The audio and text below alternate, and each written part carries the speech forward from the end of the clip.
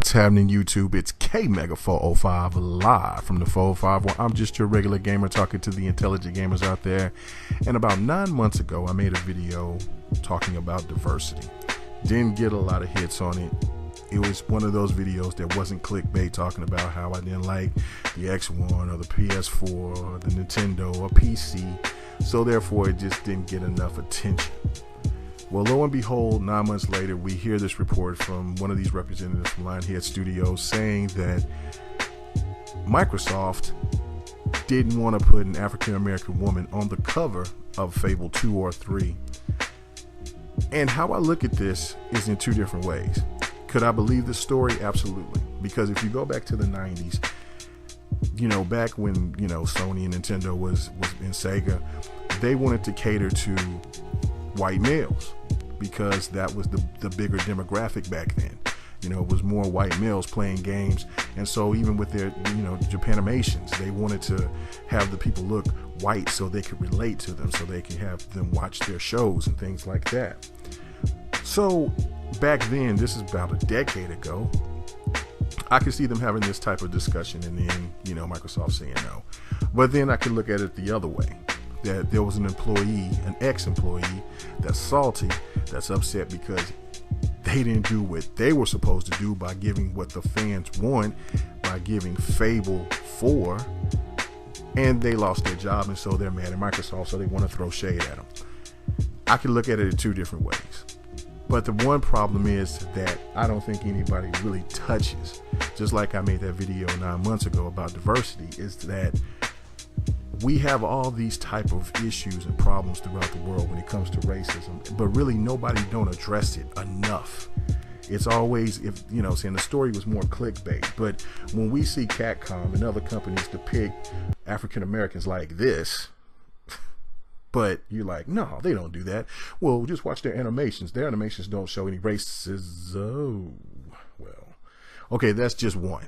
That's just one depiction of something, and well, hell, there you go. I guess I don't need to say anything else. Look, there's been no secret that Japanese developers for games to, animation people, they depict women and minorities as something different. And it's not fair to anybody, but we don't talk about that enough. Now, has it come a long way? Absolutely. But still, when you want to make an average looking black male that doesn't have to be all big lipped, look crazy, or they have to have blonde hair, green hair, white hair, just make them look normal. I understand that's part of the Japanese culture and fantasy, but it is what it is. Gaming has gotten better, but it still needs to get to a point to where all people feel like they are a part of gaming. And I think that's the biggest problem right now that we face, is that they're still keeping the old guard, but it needs to change because there's so many different people that are playing games, and I feel that they just need to bring out more. But if you want to make these topics and act like you're really concerned about the things that Microsoft done, then it needs to be addressed as well for what Sony did and what the people at Naughty Dog did. Because to me, I find this much more serious. This right here, this young lady is depicting the black lady in the game of Uncharted 4. Now, everybody's talking about the stupid petition, but nobody's really bringing up that story. And to me, I find that to be more offensive. To me, that's like blackface. There could have been a whole bunch of hundreds of thousands of black actresses could play that role and knock it out the park.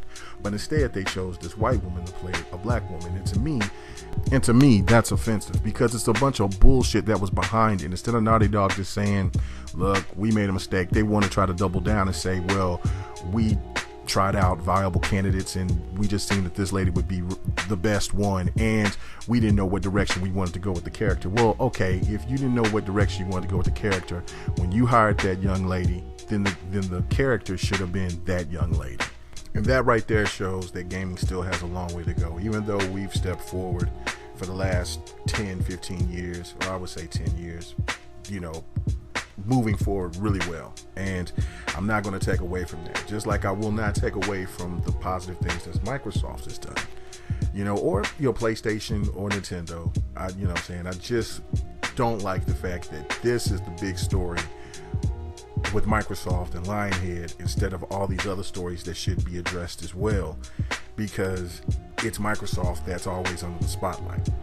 That's the problem. I mean, if Microsoft was really racist or prejudiced towards a group of people, then I don't think that they would have put a black man on the cover of Crackdown. I don't think that they would have taken their flagship franchise, Halo, and start phasing out Master Chief and let Agent Locke, an African-American man, start taking over that role. A lot of people did not like that, not because of they were caring about the color, because it's Master Chief. It's Master Chief. So those things are really positive. Just like Kratos, played by a black actor in God of War. Love God of War, one of my favorite. And don't get me wrong, I'm not trying to come out as the politically correct police, because there's just some things that I don't really care about. Now look, when it comes to depicting women, I have a daughter, a teenage daughter. And maybe if I didn't have a kid or understand what she's going through as a young lady, I probably wouldn't understand what or make this point. But there are so many women that goes through what they go through, and everybody, when you look at a woman that's built like Ivy from Soul Calibur to Chung Li, what I'm saying, that's normally not what normal women look like, but that's the fantasy. And so women work twice as hard to try to look like that or alter themselves, and then they put themselves in a position to where they're not who they are. And with so many female gamers coming into the realms, into the ranks now, what I'm saying, we should appreciate them a lot more. And so when it comes to the Japanese market and this love fest for them, it confuses me when I see stuff like this. This stuff can't be real. Like, this stuff couldn't happen in the States. Or this type of grotesque garbage. Like, I would walk in that bathroom and get the hell out of there. And I understand that different cultures do different things, but that's pedophilia. Come on now. But that love fest for Sony and Japanese and all this, and don't get me wrong, I know it's not all Japanese people that are into that type of thing, but when we talk about a plug that takes energy from your X1 and not talk about looking at how they depict little girls and women and things of that nature, it just shows the biasness. And if you don't see that, then I don't know what else to tell you. You're just fanboy glasses is just glaring.